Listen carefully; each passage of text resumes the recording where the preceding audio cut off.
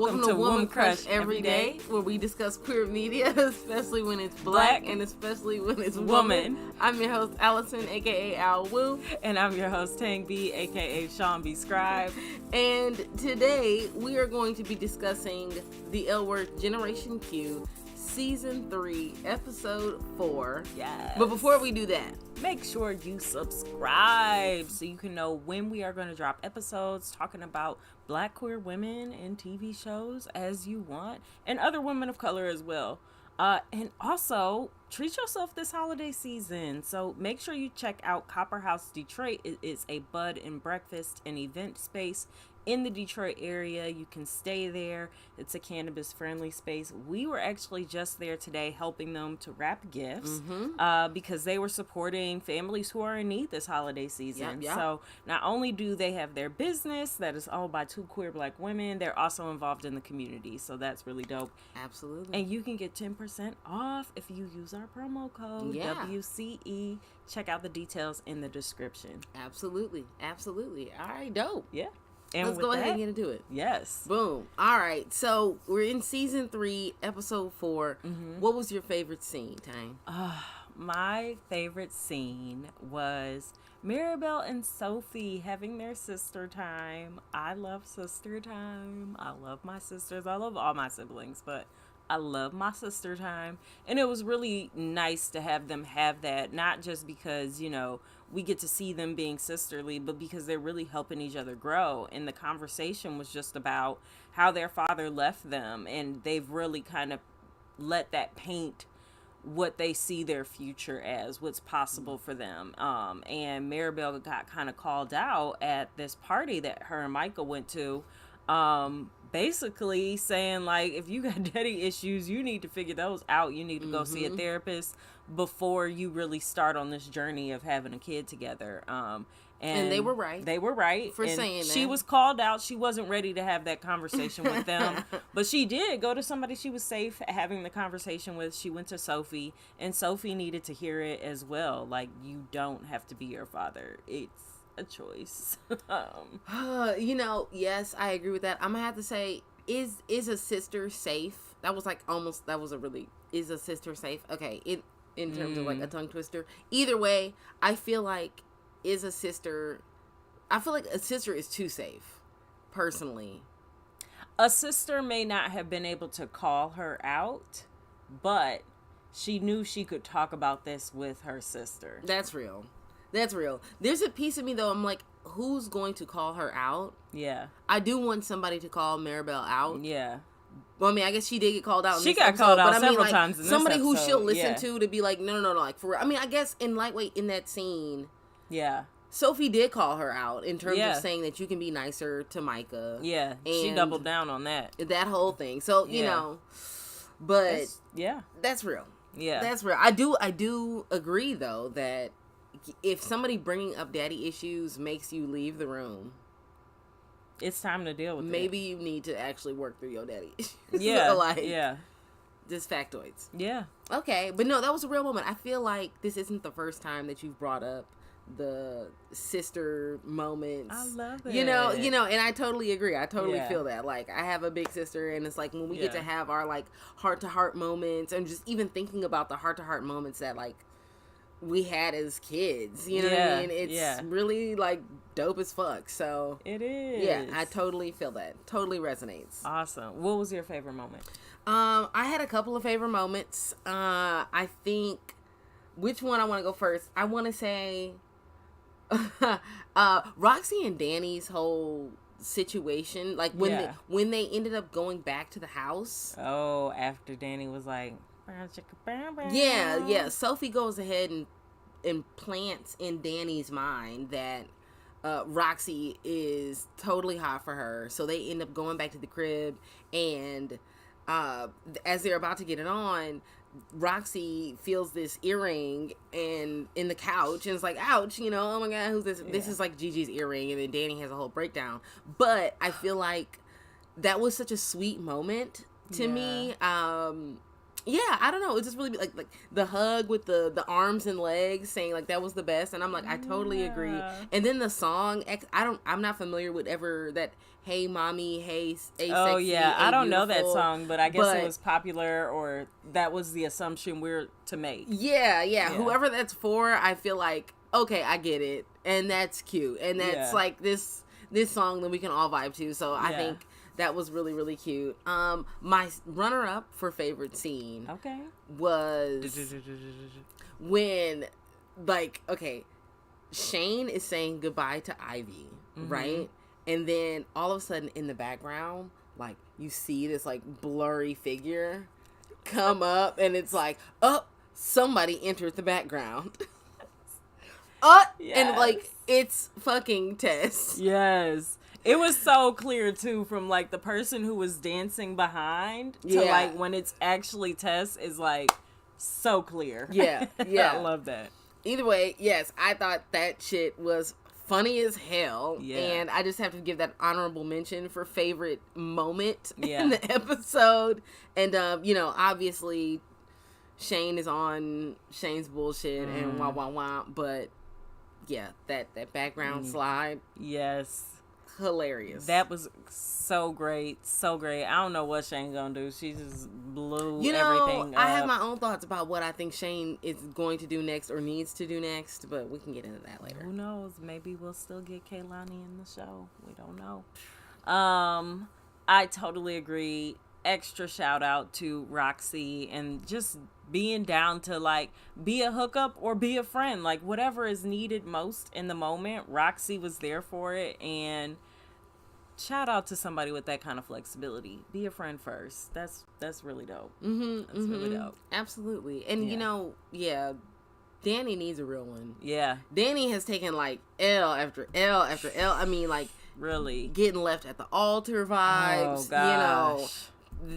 Last episode with Nat and Gigi in the club, just sipping off the same straw in front of her. Yeah. Like lots of disrespectful Daddy shit. issues there You too. know- Like, isn't her dad like still in prison? Like, Yeah, it's what? a lot. Like Danny needs a break. So I hope Yeah. that Roxy is that. Yeah, me too. Yeah. Well, who was your woman crush? Well, yeah, let's just go right into it. Roxy was definitely one of my 3 woman crushes on this episode. I have Roxy, Kaylani. I'm sorry, Ivy. I gotta stop calling her Kaylani.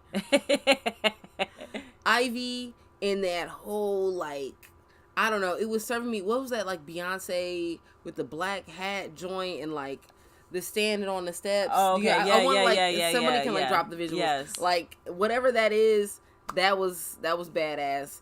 And also I'm really intrigued by who was dark skinned homegirl at the bar who was throwing it at Sophie. That's true. I'm like, why did we even have this moment? Is this, some foreshadowing to something later on that we're gonna see pop off? We already know Sophie ain't shit. Sophie cheat.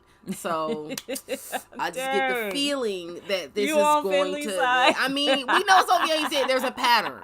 There is a pattern. Dang. We've already discovered this. So I'm very curious. Sophie. This is Woman Crush every day. You already know what it is. So I want to know what happens with homegirl at the bar. Still Definitely. curious about Dre.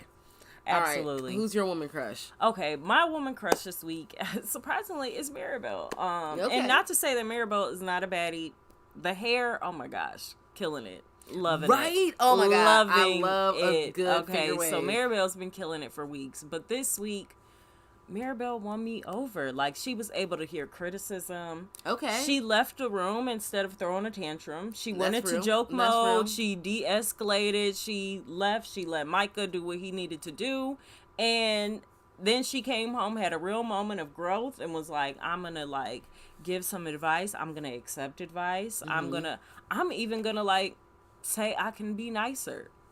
And accept Micah telling me you could be nicer. And, like, still being Maribel the whole time. I don't feel like she's not being herself. So I was just like, okay, Maribel, that's real sexy. That's real sexy this week. Okay, I see you. Absolutely. Yeah. Absolutely. All right. All right. And my honorary woman crush is still Dre. And the fact that Finley is so pressed, I would be lets pressed me too. know Dre must be fine. I would be pressed too. So I need to see Dre. Somebody texting Show my girl me. named Dre. Who the fuck is that? Dre had privileges to Who is say that? you up. So I need to see who Dre is. No, I would be I need very to see curious. who Dre is. I would need to know. Tell me the whole story. Tell me everything. Yeah, Finley is totally pressed. So Dre's very important. Definitely woman crush. We gonna see. All right. What can stay and what can go for you? Whew. Okay, so I have Ivy. Man, I wish Ivy could stay. Yeah. Because, We don't know. Maybe she can. you know, I do. I feel like there's something that could be cultivated there. Yeah. You know, they're both in the same industry. I don't know. I'm just a fan of Ivy overall, and I wish Ivy could stay. I understand not being able to make it. You know, Kehlani has a whole career in real life outside of acting on the L word. She only has like and do tours being or whatever. Shane's side piece. So there's that. But I'm just very curious about that. Okay. In terms of what can go, I feel like so at the beginning of the episode we see Alice and Taylor. I totally feel like Taylor needs to go home. That's what can go. Taylor can go home. That whole U-Haul situation. So funny. I've talked about this on this show before. I am not a fan of U-Haul. But you don't like just wait. They're not U-Hauled yet, but you don't like just like 3 days like over the weekend of just marinating in one another. No, I think that first 3 days when you really don't know that person, 3 days, 72 hours. No, no. I think you need to take a break. I think you need a date. I think you need a regular She's very practical date. Very, very practical. Because, you know what I'm saying? You can fall in love with somebody, like you trying to fall in love in the next 72 hours for what? Like, what is the pressure? What is the rush? You're just marinating. I don't have time. Just enjoying. You know what else can go? Sophie telling everybody business. Sophie did a lot of dry snitching and just like straight up wet snitching on people like all through this episode. And I feel like stop doing all of that. Yeah. I think she's deflecting a whole bunch of her own insecurities onto other people.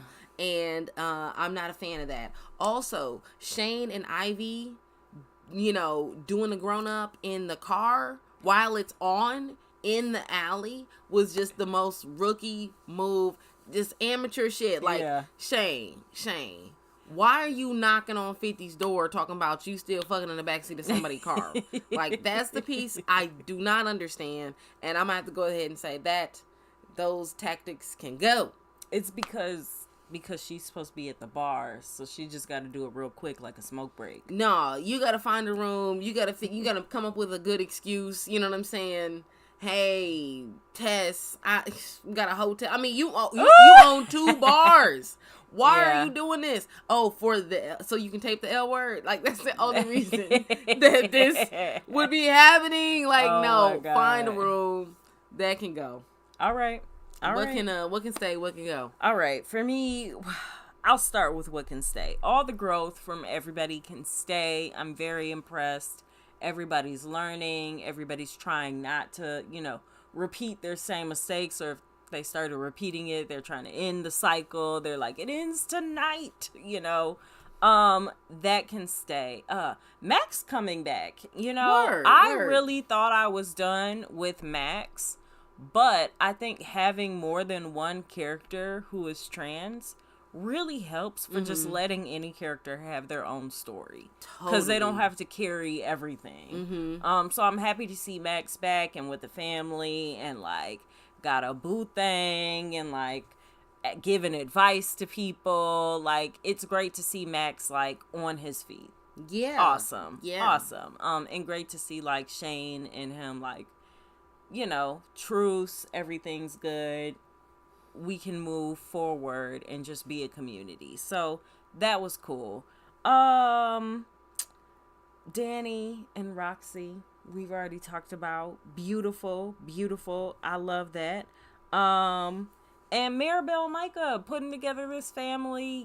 I'm not 100% on their romantic Right, relationship, right. but their familial relationship, I kind of believe in it. I'm here for it. I really like how Micah is approaching things. I really like how he is really seeking knowledge and like yes, warming up to the kids and like figuring out what this is going to look like. And I think showing all the responsibility that Maribel is going to need to like get over the hump of, can I trust that you'll be here?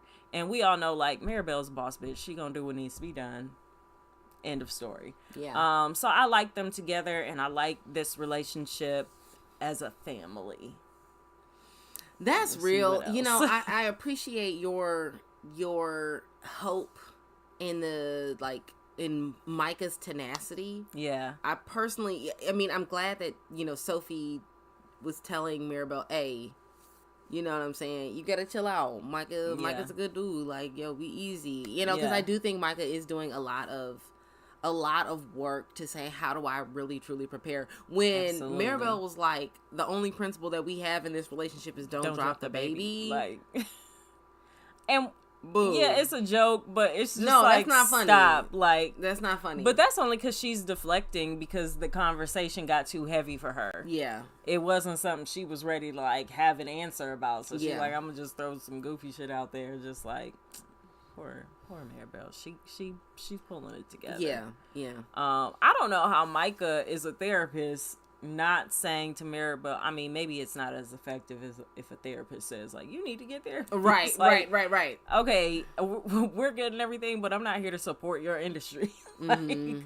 Okay, anyway, what can go, though, is the fact that Micah still he hasn't told his mom that he's in this relationship with Maribel, but he running around talking about he about to be a dad. Oh my gosh.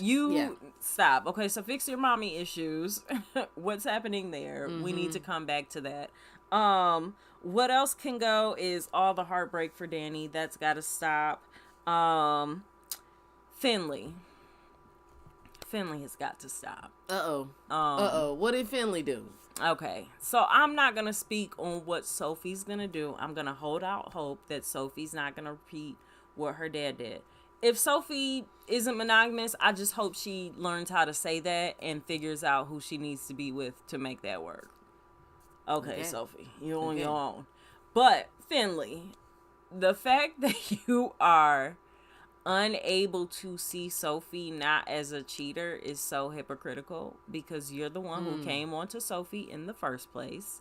You're the reason why Sophie was in this cheating relationship with Danny. Now, Sophie made her own choices, but you were right there making them with her.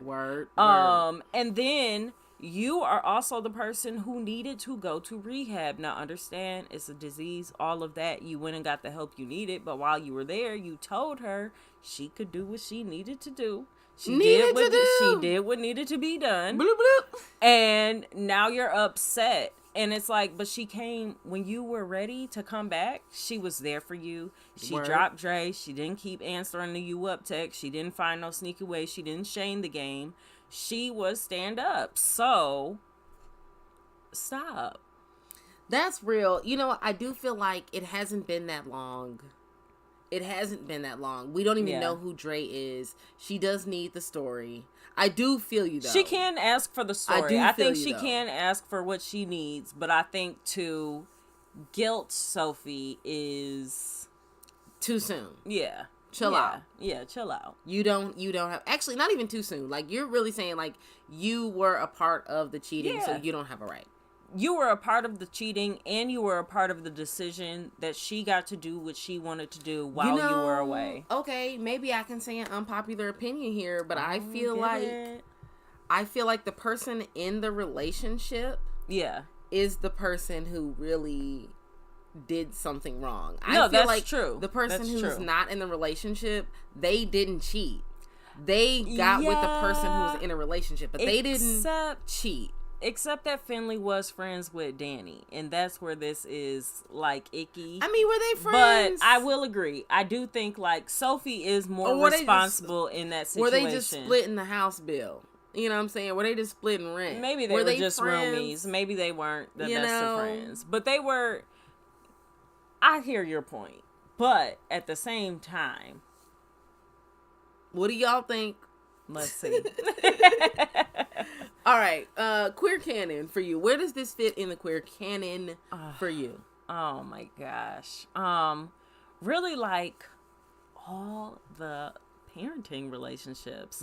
This just feels like really new from the first rendition of the L word to now Generation Q. It's so many people with a parenting relationship. We have Nat and Gigi have kids.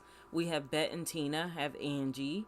Word, we have now these new characters, Reese and Max, that have children. 4 kids. Yeah, How many kids are part of this episode? I mean, of this show now. It's like 20 kids are part of the L word now. So it's a lot of parenting that's happening on the show and a lot of parenting being talked about. And I think that's really interesting and dope to see just the evolution of what's happened as far as like what's a story that people want to hear. And there are more couples out here of various genders that have children. You know, a lot has changed with adoption laws. A lot has changed with marriage equality. A lot has changed with like differences in pay gap, although we still not there on everything. Like a lot has changed. What's interesting though is, you know, we're still in a place of privilege, so there's not so many talks about like child care. Everybody seems to have that, right?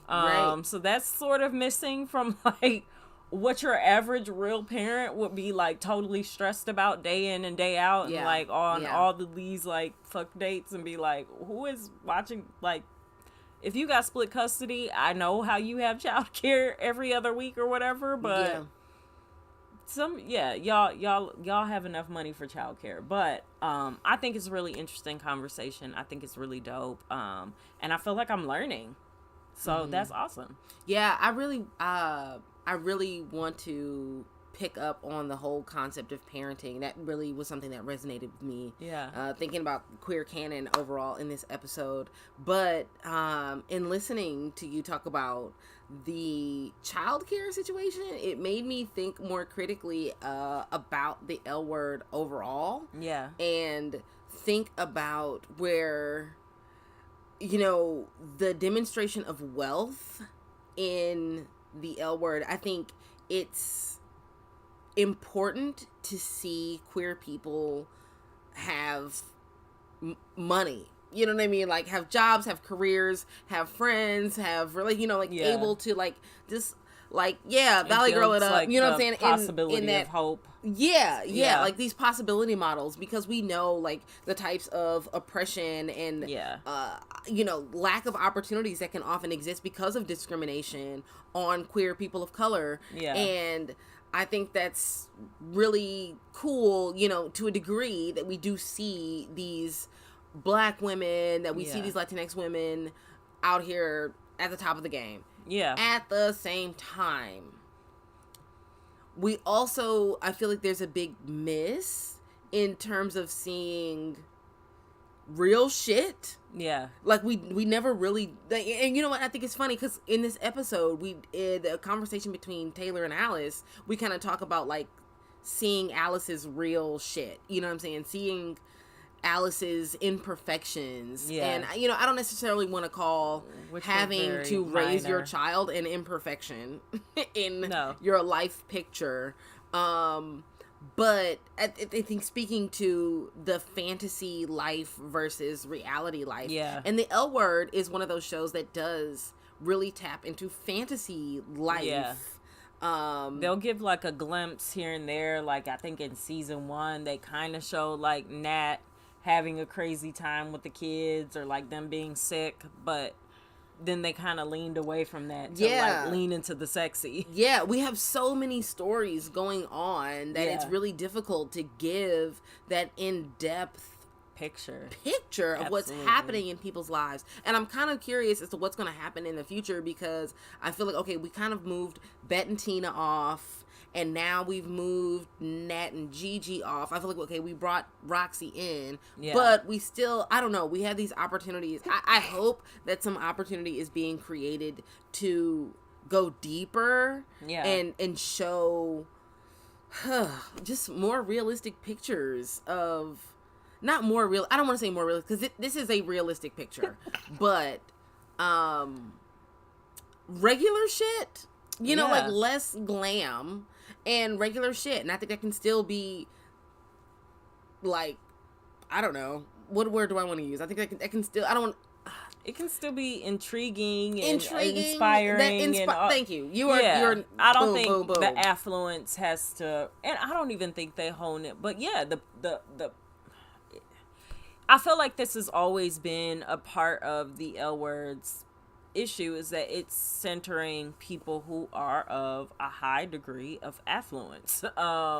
And because it's a part of that world, that's just kind of where that story is gonna swirl. And the only time we like veer off is like when we had a character Max in the very early years of his character, or like we saw like sort of a little bit Maribel and Sophie's family, but even like where they were, it's like, okay, you would have had to have like a good amount of money to have a home this size in this region of the country, you know.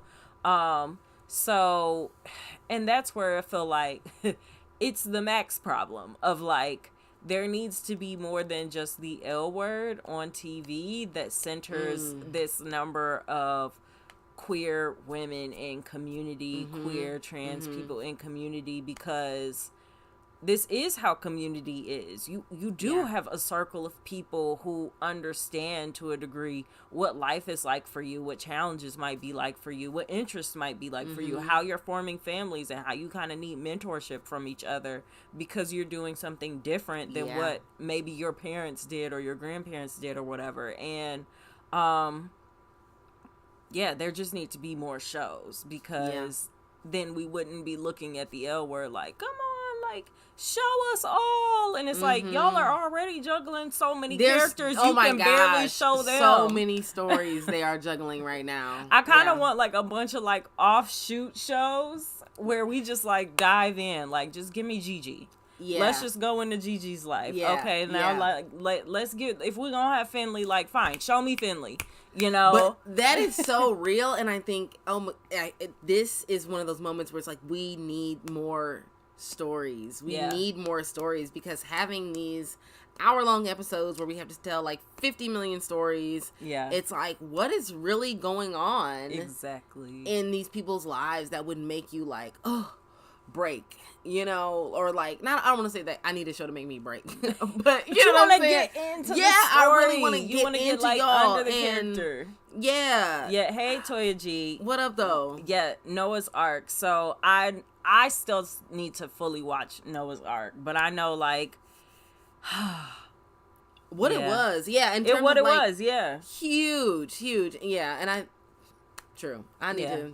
There weren't. I don't know that Black queer women were really in Noah's. A little bit in Noah's Ark. I think they were left off of Noah's Ark, actually. But yeah, to the point, like, add more queer women, bring Noah's Ark back, and then, I'm talking shit because I don't know. I didn't watch the show, so I saw here and there like things, but yeah, I mean, also that's like to the point of like, you want to talk about like showing more reflections. Like, if we just talk about economics, if you just talk about like diversity of places that people come from, like what it means to be a woman of color in California is not what it means to be a woman of color in the Midwest or on the East Coast or in the South. Like, all of this is different. And so there's like so many opportunities for more stories.